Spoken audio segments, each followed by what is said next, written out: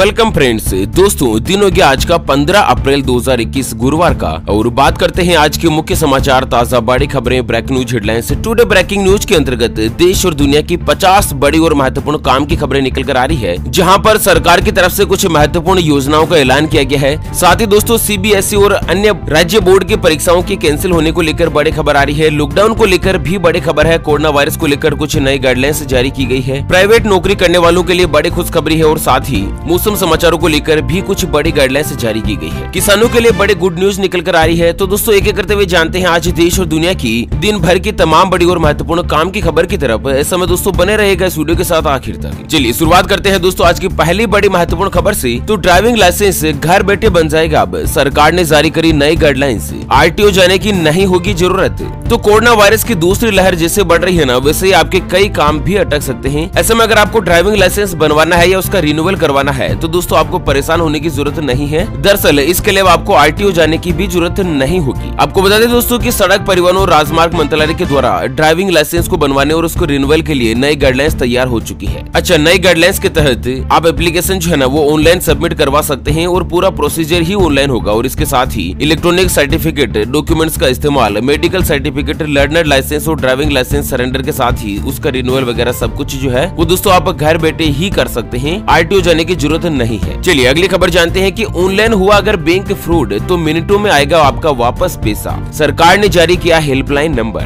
तो एक तो कोरोना संकट से पूरा देश जूझ रहा है, और ऊपर से बैंक फ्रॉड करने वाले नए नए तरीके इजाद कर रहे हैं। और इसी को देखते हुए दिल्ली पुलिस ने ऑनलाइन बैंक फ्रॉड का शिकार लोगों की मदद करने के लिए एक हेल्पलाइन नंबर जारी किया है। और इस नंबर पर शिकायत करने के कुछ मिनटों बाद ही फ्रॉड के जरिए ली गई रकम आपके अकाउंट में वापस आ जाएगी। तो केंद्रीय गृह मंत्रालय सभी तरह के साइबर क्राइम के लिए हेल्पलाइन नंबर जारी किया है, जो कि दोस्तों नंबर है 155260। और इस नंबर पर कॉल करके दोस्तों आपको अपना नाम, मोबाइल नंबर, फ्रॉड की टाइमिंग, बैंक अकाउंट नंबर की जानकारी देनी होती है। और जैसे अगर आपकी जानकारी सही तरीके से मैच हो जाती है ना, तो फटाफट से दोस्तों आपका फ्रॉड किया हुआ सारा का सारा पैसा जो है ना बिल्कुल आपके बैंक खाते में वापस आ जाएगा। और इसी के साथ अगली महत्वपूर्ण खबर आ रही है कि कार चलाने वाले हो जाएगा सावधान। HSRP नहीं है तो आज से कटेगा 5500 रुपए का चालान। दोस्तों अगर आप उत्तर प्रदेश के नोएडा में रहते हैं और अब तक आपने अपनी कार या टू व्हीलर के ऊपर हाई सिक्योरिटी नंबर प्लेट यानी कि HSRP नहीं लगवाया है, तो बेहतर होगा कि आप अपनी कार पार्किंग में ही खड़ी रहने दें, क्योंकि आज 15 अप्रैल से आपका चालान कटना शुरू हो जाएगा। ऐसे में जिला प्रशासन ने आदेश जारी किया है कि 15 अप्रैल के बाद जिन वाहन के ऊपर हाई सिक्योरिटी नंबर प्लेट नहीं लगी होगी उन सभी के ऊपर 5500 रुपए का चालान बनेगा दोस्तों, जुर्माना लगाया जाएगा। अच्छा, अगली खबर आ रही है माइक्रोसॉफ्ट की मदद से सरकार खेती में लाएगी नई तकनीक, किसानों की घट जाएगी लागत और बढ़ेगी उनकी आमदनी। तो कृषि मंत्रालय ने माइक्रोसॉफ्ट इंडिया के साथ एक नया समझौता किया है, और इसका मकसद है तकनीक के जरिए खेती की लागत को कम करना और किसानों को उनकी फसलों का बेहतर दाम दिलाना है। अच्छा, इसके तहत सरकार ने 6 राज्यों में 100 गाँवों के अंतर्गत पायलट प्रोजेक्ट के नाम से एक नई योजना शुरू की है, जिसमें दोस्तों माइक्रोसॉफ्ट कंपनी के साथ मिलकर ऐसी योजना पर काम किया जाएगा जिससे किसानों की इनकम ज्यादा से ज्यादा हो और उनका खर्चा कम से कम हो, साथ ही फसल का प्रोडक्शन भी बढ़ सके। अच्छा, अगली खबर है कि कोरोना वायरस वैक्सीन लगवाने पर यह बैंक एफडी पर दे रहा है ज्यादा ब्याज, बुजुर्गों को मिलेगा और भी ज्यादा फायदा। तो दोस्तों अगर आपका खाता सेंट्रल बैंक ऑफ इंडिया में है और अगर आपने कोरोना वायरस की वैक्सीन की दोनों डोज लगवा दी है ना, तो इस बैंक में एफडी करवाने पर आपको 0.25% के रेट से ब्याज ज्यादा मिलेगा। मतलब दोस्तों अब गवर्नमेंट बैंक ने भी इस तरह की फैसिलिटीज और स्कीम देना शुरू कर दिया है, ताकि दोस्तों ज्यादा से ज्यादा व्यक्ति कोरोना वायरस की वैक्सीन लगवाए, कोरोना वायरस का टीका लगवा दे।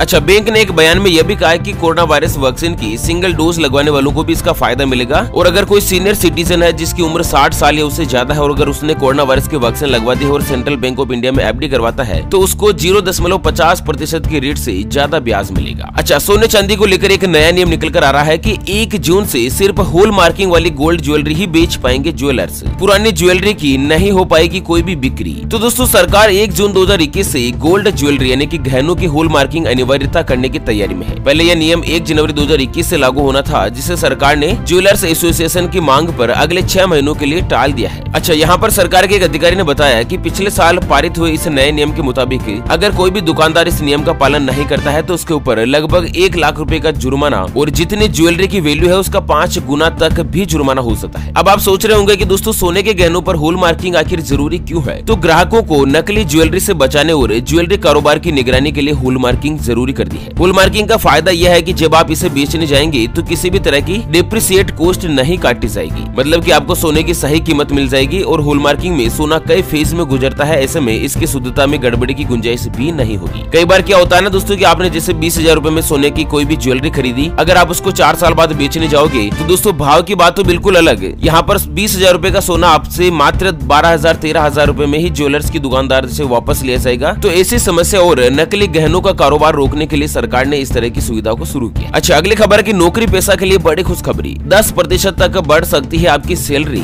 इन लोगों को होगा बड़ा फायदा। देश में कोरोना वायरस की दूसरी लहर के बीच लोगों में लॉकडाउन और जॉब को लेकर टेंशन बनी हुई है। ऐसे में स्टाफिंग कंपनी जीनियस कंसल्टेंट के एक सर्वे में नौकरी पेशा के लिए राहत की खबर आई है। और इस सर्वे रिपोर्ट के मुताबिक कंपनी अपने कर्मचारियों की सैलरी बढ़ाने के मूड में है। और ये जो इंक्रीमेंट है ना वो दोस्तों 5 से लेकर 10% तक हो सकता है। अच्छा, सर्वे में दोस्तों 1200 कंपनियों को शामिल किया गया था, जिसमें लगभग 59% कंपनियों का कहना था कि वो कर्मचारियों की सैलरी बढ़ाने के मूड में है। कुछ कंपनियों ने 5%, कुछ ने 10% और कुछ ने 20% तक सैलरी में इंक्रीमेंट देने का वादा किया। अच्छा, अगली खबर आ रही है मुंबई में कामकाजी महिलाओं को बड़ा तोहफा, सरकार बनाएगी 450 कमरों का हॉस्टल। तो महाराष्ट्र सरकार कामकाजी महिलाओं को बड़ा तोहफा देने जा रही है। दरअसल देश की राजधानी मुंबई में बाहर से काम करने के लिए आने वाली महिलाओं की बड़ी समस्या यह होती है कि उनको रहने के लिए घर नहीं मिलता है। अगर घर मिलता है तो 10,000 रूपए 15,000 रूपए महीने का किराया मिल रहता है। और इस समस्या को दूर करने के लिए महाराष्ट्र सरकार कामकाजी महिलाओं के लिए एक बड़ा हॉस्टल बनाने जा रही है। और दोस्तों दूर से मुंबई नौकरी के लिए आने वाली महिलाओं को अब रहने के ठिकाने के लिए भटकना नहीं होगा। तो कुल मिलाकर जॉब पर जाने वाली महिलाएं भी मुंबई में अब हॉस्टल में रह पाएगी। अच्छा, अगली खबर आ रही है दोस्तों की रामायण एक बार फिर से हो रहा है शुरू, जानते हैं कब और कहां देख सकते हैं इस सीरियल को। दरअसल कोरोना महामारी ने एक बार फिर से अपना असर दिखाना शुरू कर दिया है। लगातार लोग इसकी चपेट में आ रहे हैं और हालात लॉकडाउन जैसे बने हुए हैं। ऐसे में एक बार फिर से पिछले साल की तरह ही रामायण सागर की रामायण प्रसारित की जाएगी। पिछले साल लॉकडाउन के समय रामायण और महाभारत जैसे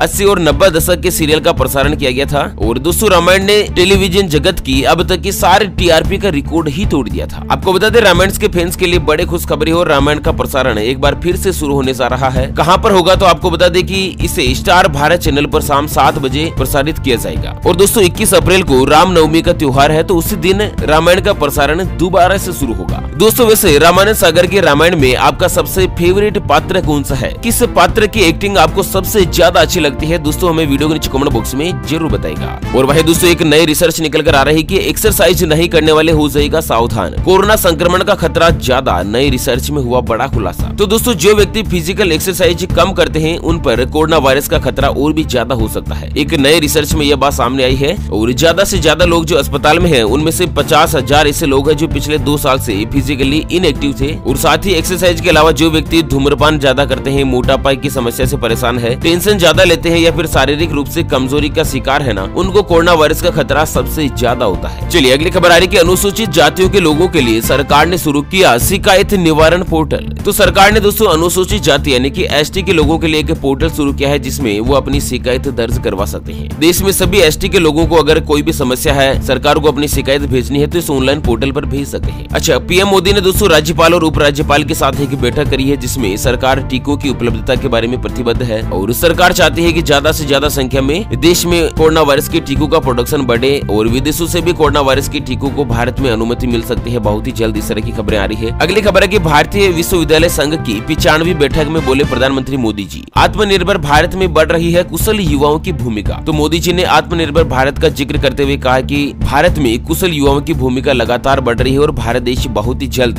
विकसित देशों की कैटेगरी में शामिल होने जा रहा है। अच्छा, अगली बड़ी खबर सामने आ रही है दोस्तों की SBI सिर्फ 156 रूपए में करवाएगा आपके कोरोना का इलाज, मिलेगी 2 लाख रूपए तक की मदद। जी हाँ, दरअसल देश भर में कोरोना वायरस का जिस तरह से तेजी से प्रसार हो रहा है ना, ऐसे में अगर आप भी कोरोना से पीड़ित है और इलाज खर्च को लेकर परेशान है तो बिल्कुल भी टेंशन नहीं लीजिएगा। दरअसल भारत देश का सबसे बड़ा बैंक SBI जो है वो आपके कोरोना वायरस के खर्च के लिए एक खास स्कीम लेकर आया है और इसमें आप 156 रूपए में फायदा उठा सकते हैं। आपको बता दें दोस्तों इस स्कीम का नाम है कोरोना रक्षक पॉलिसी और ये पॉलिसी SBI बैंक की तरफ से है, जो कि एक स्वास्थ्य बीमा योजना है। ये भारतीय स्टेट बैंक की कोविड पॉलिसी बिना किसी मेडिकल टेस्ट के जारी होती है। आपको 100% का कवर मिलेगा और इसके खरीदने की जो न्यूनतम आयु है ना वो 18 साल है। मात्र दोस्तों आप 156 रूपए में कोरोना वायरस वायरस का इलाज जो है वो SBI बैंक की तरफ से करवा सकते हैं। अच्छा, अगली खबर है कोरोना की दूसरी लहर से बड़ी महंगाई। सरसों का तेल का भाव पहुंचा 200 रुपए किलो। दाल से लेकर डिब्बा बंद दूध तक हुआ महंगा। तो कोरोना वायरस ने दोस्तों देश में महंगाई का बजट भयंकर रूप से खराब कर दिया है। अब जरूरत के सामान पर भी इसकी महंगाई का असर दिखने लगा है। आपको बता दें, तेल, दाल, दूध से लेकर अन्य सामान की कीमत में बढ़ोतरी देखी गई है। महंगाई बढ़ रही है, लोगों के किचन का बजट भी बिगड़ रहा है। सप्ताह भर पहले 140 रुपए प्रति लीटर मिलने वाला सरसों का तेल अब 200 रुपए के आसपास पहुंच गया है। और दोस्तों यहाँ पर लगभग खुदरा भाव सरसों का तेल का 190 रुपए से लेकर 200 रुपए है। और इसी के साथ मूंगफली का तेल, सोयाबीन का तेल, सब कुछ दोस्तों यहाँ पर महंगा हो चुका है। अगली खबर आ रही है कोरोना वायरस के बढ़ते मामलों को देखते हुए CBSE ने 10वीं की परीक्षा की रद्द, 12वीं की भी हो चुकी है स्थगित। तो देश में कोरोना वायरस के नए मामले लगातार बढ़ रहे हैं ना, उसके मद्देनजर यहाँ पर CBSE बोर्ड ने एक महत्वपूर्ण फैसला लिया है। दरअसल दोस्तों भारत देश में पिछले 24 घंटों में लगभग 1,85,000 के आसपास नए मामले सामने आए थे। और केंद्रीय शिक्षा मंत्री रमेश जी पोखरियाल ने कहा कि 10वीं क्लास के छात्रों को इंटरनल असेसमेंट के आधार पर अगली क्लास में भेज दिया जाएगा, यानी कि डायरेक्टली बिना परीक्षा के उनको 11वीं क्लास में प्रमोट कर दिया जाएगा। अगर कोई छात्र मूल्यांकन से संतुष्ट नहीं है तो हालात सामान्य होने के बाद वो फिर से परीक्षा दे सकता है। और 12वीं की परीक्षा भी टेम्परेरी रूप से स्थगित कर दी गई है, वो बाद में सिचुएशन देख के आयोजित की जाएगी। 10वीं की बिल्कुल परीक्षा नहीं होगी। अच्छा, अगली खबर में जान लेते हैं आज के मौसम समाचार। तो देश के कई राज्यों में बारिश होने के आसार, मौसम विभाग ने जारी किया येलो अलर्ट।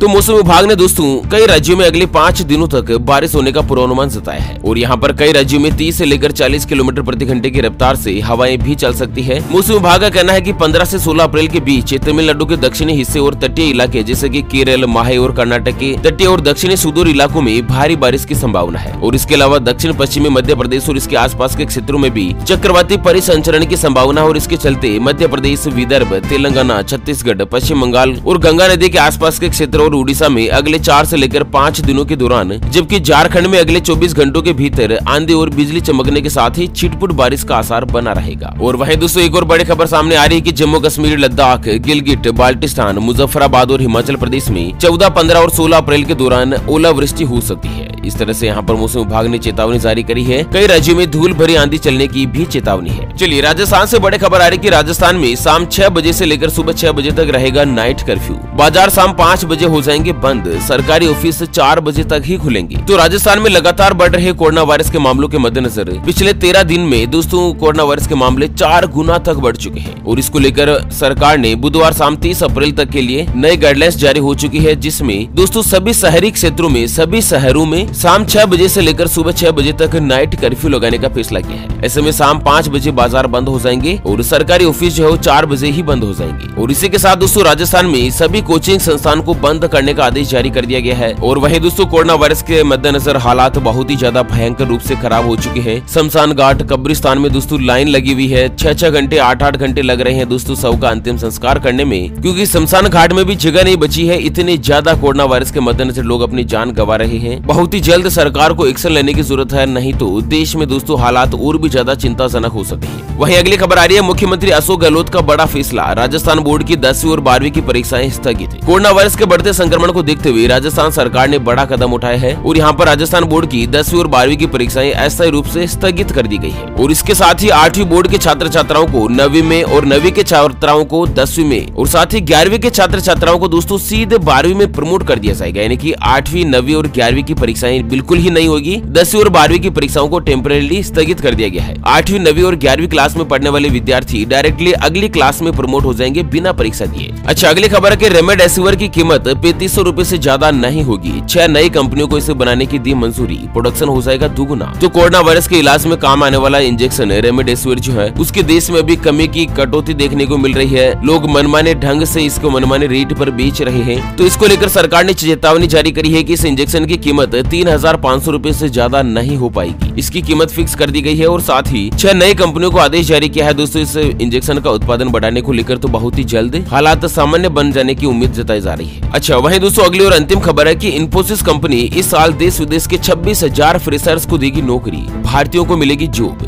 देश की दूसरी सबसे बड़ी IT कंपनी जो इस साल 26,000 नई नौकरियां निकालने की घोषणा करी है। और 26,000 में से 24,000 नौकरियां दोस्तों भारत के लोगों को दी जाएगी, वो भी केवल फ्रेशर लोगों को, जिनको बिल्कुल भी कोई भी अनुभव नहीं है, एक्सपीरियंस नहीं है। ओके फ्रेंड्स, और इसी के साथ अंत में हमेशा की तरह एक नजर डालते हैं आज के माइंड क्विज यानी कि गिवे वाले सवाल की तरफ। तो दोस्तों आज का माइंड क्विज वाला सवाल आप स्क्रीन पर देख पा रहे हैं। भारत देश में गणतंत्र दिवस कब मनाया जाता है? जी हाँ दोस्तों, दोबारा सुन लीजिएगा, भारत देश में गणतंत्र दिवस कब मनाया जाता है? ऑप्शन ए 15 अगस्त के दिन, ऑप्शन बी 26 जनवरी के दिन। तो फटाफट से लिखना है क्वेश्चंस का सही जवाब इस वीडियो के नीचे कमेंट बॉक्स में। और हाँ, सही जवाब देने वाले किसी एक खास कमेंट्स को सेलेक्ट किया जाएगा हमारी ओपीएस न्यूज टीम की तरफ से, और उसे दिया जाएगा एक 84 दिन वाला मोबाइल रिचार्ज हाथों हाथ बिल्कुल फ्री।